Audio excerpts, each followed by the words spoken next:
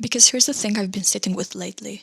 We're overstimulated with the hard pressure to perform, to be best at everything that we do, the pressure to have good ideas on command, but the answer to the most of what's burning us has always been out there, outside of the window the whole time. And today I want to talk about nature, but not in a way you've heard it before. Not as a wellness content, not as a trend, but as a teacher, as a system. And honestly, as an obsession, I didn't see it coming. My name is Selma and I'm an art director, and this is the channel where I document the mess behind the design, plants, machines, and AI. The process, the thinking, dead ends, the things that actually inspire me. And right now, what is inspiring me is this intersection of nature, intelligence, and how these two reshape design thinking, creativity, skincare, food, medicine, and the way we live, especially us, Gen Z. So buckle up, this is the first video that's going to be a whole series. Today is the overview, the bigger picture, the entry point of all of it. Meanwhile, future videos would go deeper into plant intelligence, biomimicry, biophilic design, botanical skincare, food, flower aesthetics, and all of it. But today we start here. What I remember mostly about my childhood is that I spent a lot of time in nature with animals, trees,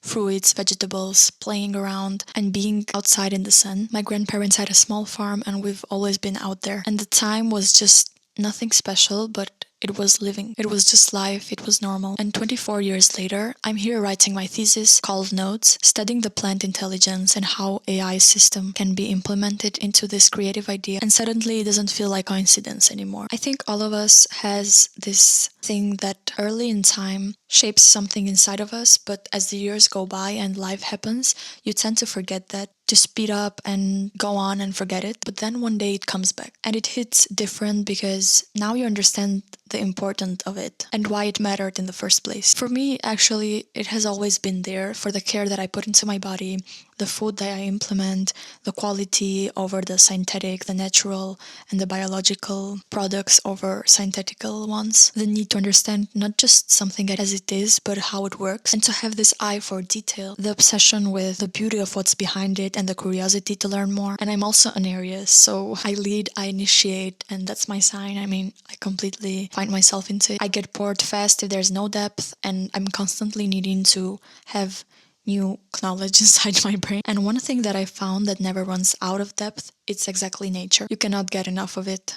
The knowledge, the curiosity, the systems, it cannot exhaust you because plants are infinite. Every species has a different system. Every ecosystem is a different collaboration. There is literally no end that you can learn from, which for someone who panics the creative stagnation is the most reassuring thing I can say about this field. And now that with AI this knowledge is accessible more than ever, I started asking it what I should read, what books, what articles can lead me to more deep knowledge of how plants work and how we can learn from them in design, but also how to be directed by them. As an art director, how can I get stimulated into new ideas, into having this deeper connection with it even more? What is the connection between all of them? And I wanted answers, so AI gave me these answers, these articles that I was looking into. So I firstly picked a book called Powered by Plants, where almost at the 10th page I already was mind-blowing about what was written in there, about the description of plants, how only a few people, I think, acknowledge that depth of intelligence that plants have.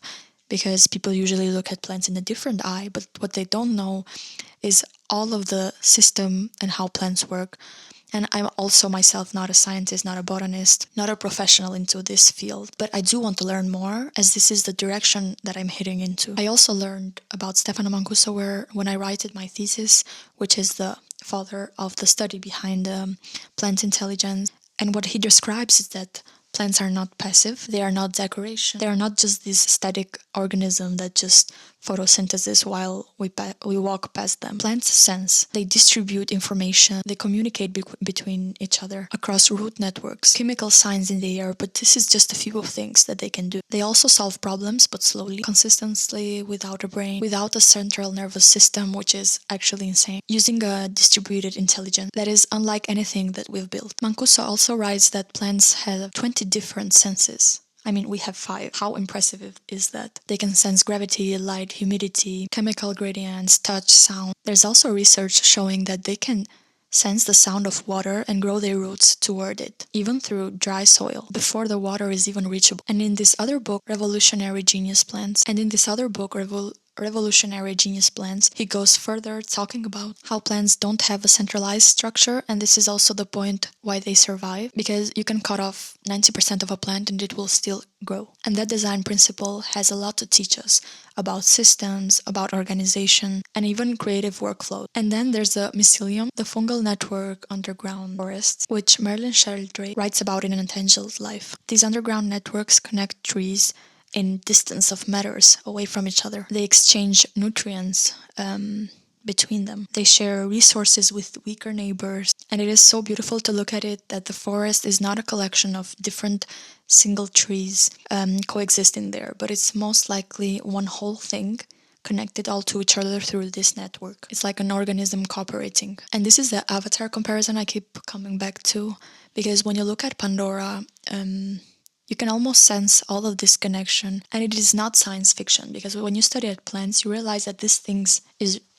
is real. It is the actual biology that in the movie is more highlighted in a different way. We just didn't know how to look at it. And for anyone who wants to go deeper on this, there's also a website called Ask Nature that I'm gonna link below in the description, where you can search for the latest experiments, also really cool topics about nature if you want to dive deep into it and learn cool things that can actually inspire you as well. It is run by a Biomimicry Institute, and it's a free searchable database of biological strategies. You can search also into it by function, for example, how does nature filter water, and then you can also find the resource of the information. It also links to design applications. And for designers as us, it is the most useful tool nobody in our field is actually using, because when you have to design, you don't usually go to look at plants. But in my opinion, bookmark it and use it. And here is something else I found pretty useful. McKinsey published research on 2/3 of Gen Z and millennials buying functional nutritious products last year. Adaptogens, super greens, mushrooms. I mean 2/3. It's not even a niche behavior anymore. It's a generation making a collective decision to treat food as medicine again. I say it because this is not new. Food and herbs have been used as medicine many years ago, even before the technologies existed. What is new is the reversal, that we're going back into it. After decades of ultra-processing, synthetic everything, and outsourcing our health to pharmaceutical convenience, we're going back, and I cannot be happier than that. But this time we're doing it with science that can explain why it works. It's like we're validating with biology traditional medicines that were used before, such as ashwagandha, which is not an Instagram trend, adaptogens with clinical trials, reishi mushrooms that have documented immunomodulatory properties. And it is not stopping at food, because also in skincare we can see this increase of products that are more natural and not over processed chemicals to put onto your face. We have seen this clean beauty movement, botanical formulation, fermented plants, and the market is more likely to reach is projected to reach $61 billion by 2035, because it is undeniable. The market will follow our decisions, the decisions that our generation is making for our body and for our all well-being. But why is this something that our generation feels mostly right now? There is something inside us, like, that is leading us to these choices. Maybe because we grew up watching these over-synthetical failures, watching burnout become an epidemic, watching disconnection between nature, humans, this constant dumb scrolling, burnout, no energies, no motivation at all, that we are genuinely pulling back into our roots and into our biological needs towards what is really real and what grows. And what I love about that, which makes me really hopeful, is that we can see this future where we are at our highest self, we have more time to take care of ourselves, and this is not something about anti-technology. It's something even more interesting, it's integration, it's learning how to use these new tools we have, using AI to learn about plants, just like my case, using biomimicry to design building, using fungi networks as a decentralized system. I mean, nature and technology as collaborators, not as something completely different and separate. And as an art director, this convergence is actually reshaping how I think. Because, for example, biophilic design, which is a discipline of integrating natural system into built environment, it has moved from an add-on aesthetic to a foundational principle. And there's actually a neuropsychological research about it, that if we look to this biophilic decoration indoors, even for a short-term exposure, there is less activity in our brain that is connected to cognitive emotional overload, such as less anxiety, less overthinking, less stress. And that completely changes the brief, because if you're designing for a brand and interface and you know that these colors or materials have an effect on us, we're not just making something beautiful, we're making something that is useful, that actually functions on a biological level. And for me, that is exciting, because that's where design stops being only about aesthetics and start being more about systems. And nature has been building this system for 3.8 billion years now. Biomimicry, the formal practice of using biological strategies as design inspiration, is the most underutilized resource in most design educations. And Janine Benyus, in her book publishing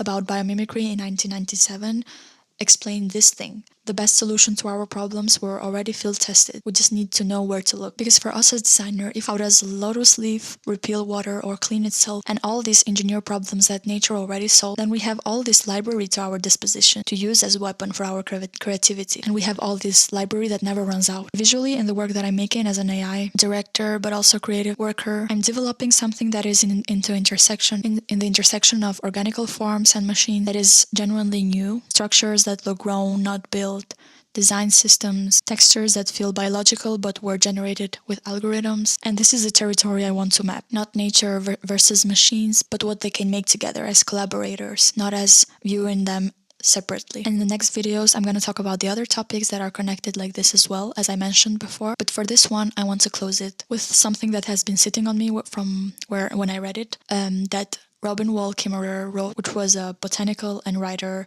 who studies indigenous plants knowledge, which is also really fascinating. And she says that one of the most radical acts in our lifetime is simply to pay attention to the living world, to what's already out there. What is it already telling us?